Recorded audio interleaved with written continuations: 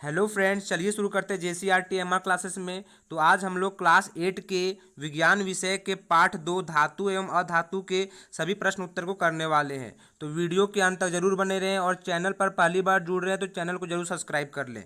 तो यहाँ पे देखिए, आप लोगों को धातु दिख रहा होगा, यहाँ पे सोना है देखिए, और ये आप लोगों का हो जाएगा सोडियम, आयोडीन, ग्रेफाइट, और ये पारा है। और यहाँ ये ऐसा अधातु है जिसमें क्या होता है, करंट पास होता है। तो याद रखना है वो ग्रेफाइट है, पेंसिल का लीड जिसमें हम लोग रहता है। तो यहाँ पे देख लीजिए। और यहाँ पे देखिए पारा जो कि द्रव अवस्था में पाया जाता है, ऐसा धातु है जो कि द्रव अवस्था में पाया जाता है। तो चलिए अब हम लोग क्वेश्चन आंसर की तरफ बढ़ते हैं। तो यहाँ पे देखिए अभ्यास प्रश्न में क्वेश्चन आंसर पहला है, सही विकल्प का चयन कीजिए। पहला क्वेश्चन दिया गया है, एक मुलायम धातु जिसे चाकू से काटा जा सकता है। तो यहाँ पे देखिए ऑप्शन दिया हुआ है आप लोगों को, चांदी, पारा, सोडियम, सोना। तो इसका आंसर हो जाएगा सोडियम। सोडियम यहाँ पे दिख रहा है आप लोगों को, देखिए इसको काट सकता है चाकू से, और इसे किरोसिन का तेल में डुबोकर भी रखा जाता है, इसको भी याद रख लेना है। सेकंड में देखिए, एक उच्च अधातवर्धीय धातु जिसका उपयोग खाद्य पदार्थ को पैक करने के लिए किया जाता है, मतलब इसको गर्म रखने के लिए भी उपयोग करते हैं। तो यहाँ पे देखिए दिया गया एल्युमिनियम, सोडियम, लिथियम, सोना। तो इसका आंसर हो जाएगा एल्युमिनियम। तो आप लोग जाते होंगे कहीं पर भी चाउमीन, मैगी सब कुछ खाने के लिए, या फिर आप लोग चाट भी खाने के लिए जाते होंगे, वहाँ पे इस तरह का डब्बा देखते होंगे, तो यही एल्युमिनियम का रहता है जिसको पैक करने में काम आता है। अब आगे देखिए तीसरा क्वेश्चन है, एक अधातु जिसमें चमक होती है। तो देखिए कोयला, आयोडीन, सल्फर, ब्रोमीन। तो इसका आंसर हो जाएगा आयोडीन। आयोडीन में चमक होता है। तो यहाँ पे देखिए आप लोग आयोडीन का भी इमेज दिख रहा होगा। और इसमें ये भी याद रख सकते हैं, जो सोडियम है ये 11 नंबर में आता है पीरियोडिक टेबल पर, और इसका होता है Na होता है। एल्युमिनियम जो है ये आता है आप लोगों का 13 नंबर पर, और इसका होता है Al होता है। और ये जो है आप लोगों का आयोडीन, आयोडीन आप लोगों का आता है 53 नंबर में आता है, याद रख लीजिए 53, और इसका होता है आई। और ग्रेफाइट जो है ये कार्बन का ही रूप है, तो आप लोग याद रखना है। फिर यहाँ पे देखिए अगला, यहाँ पे हम लोग का क्वेश्चन है, खाली जगहों को भरिए।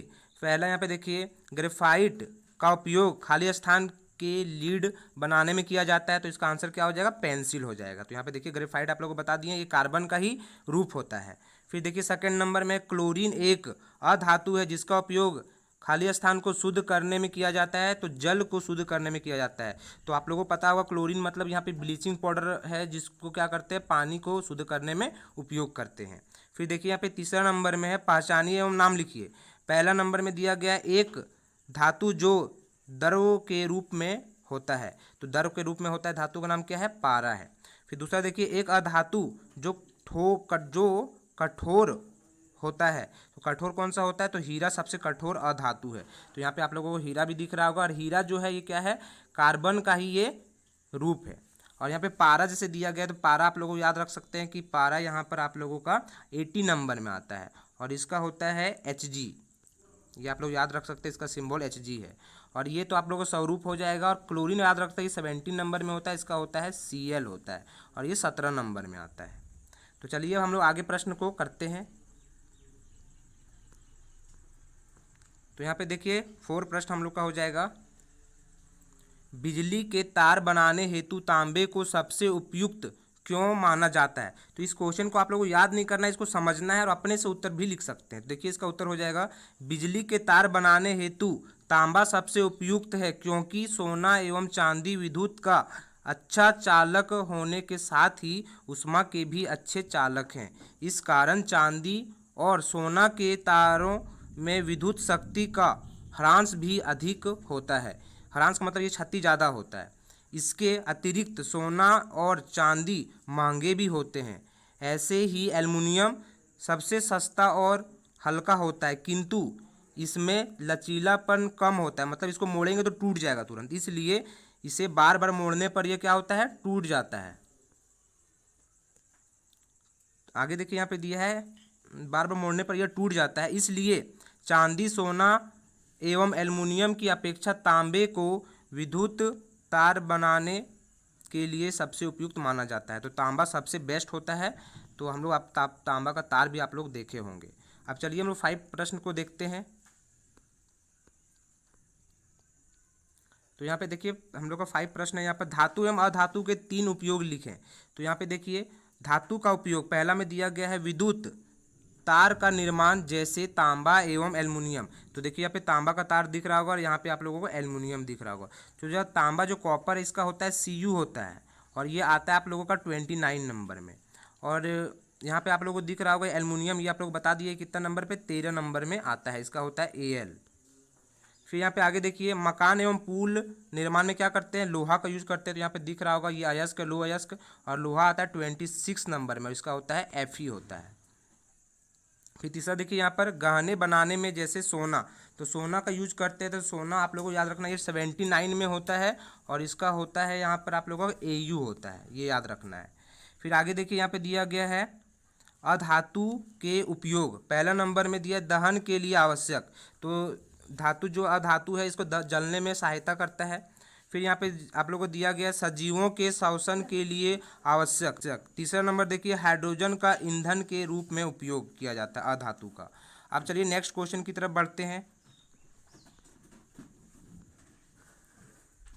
तो देखिए यहाँ पे 6 नंबर क्वेश्चन हम लोग का है, कारण बताइए। पहला नंबर में दिया है एल्युमिनियम की पन्नी का उपयोग खाद्य सामग्री को लपेटने में किया जाता है।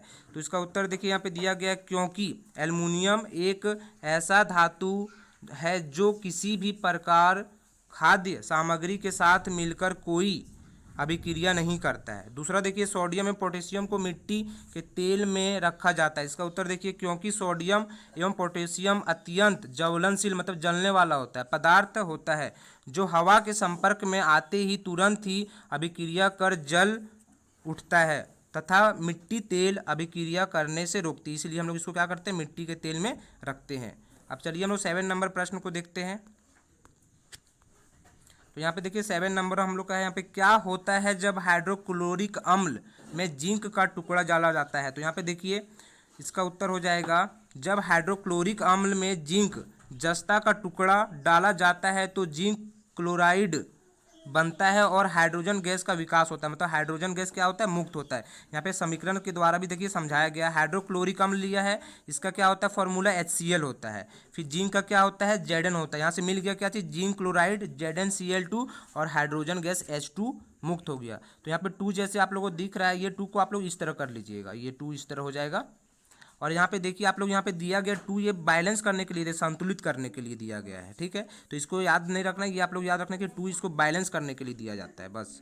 अब चलिए हम लोग यहाँ पे अंतिम प्रश्न है, और चैनल पर अगर पहली बार जुड़ रहे हैं तो ज़रूर सब्सक्राइब कर लें, और अगर आप लोगों को कहीं भी डाउट है तो ज़रूर कमेंट करें, मैं उसे पूरी तरह से सॉल्व करने का कोशिश करूँगा।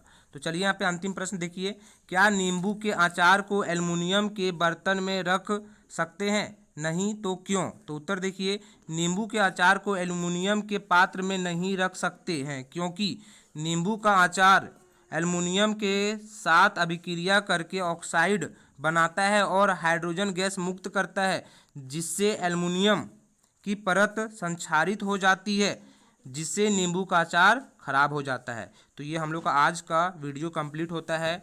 अगर आप लोगों को वीडियो से ज़रा सा भी कुछ सीख मिला हो और आप लोगों को ज़रा भी अच्छा लगा हो तो ज़रूर सब्सक्राइब करें और दोस्तों के साथ ज़्यादा से ज़्यादा शेयर करें। थैंक यू, जय हिंद।